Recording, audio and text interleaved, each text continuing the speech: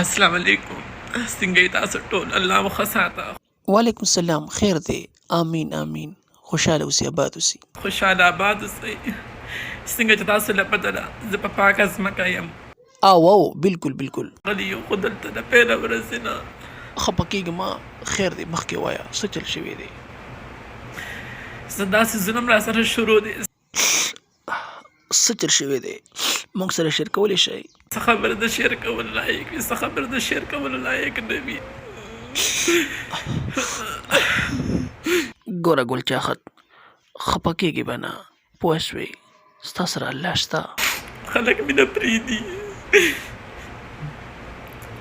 د دې ځای پولیس مې نه پرېږدي.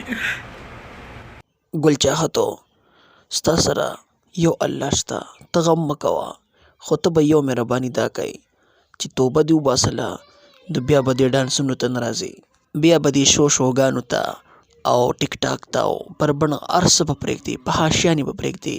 تا به الله هم معاف کړي او مخلوق به دې معاف کړي. زما خوږو دوستانو وروڼو، د الله خاطر وکړئ، بس ته دې ګل چاحت نه لږه واوړئ، ځکه چې دې تللی دی عمرې له او کیدای شي الله پرې رحم کړي او د توبه وباسي او الله ورته ګناهونه معاف کړي، تاسو یې معاف کړئ.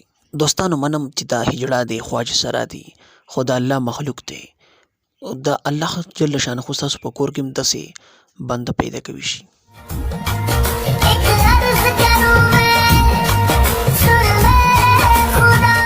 دوستانو ګورئ که نه څومره ښایسته خاورې ته تللې ده، څومره ښایسته ځمکې ته تللې ده. بس دی، نور د دې نه واوړئ، د الله خاطر وکړئ، بس واوړئ دی.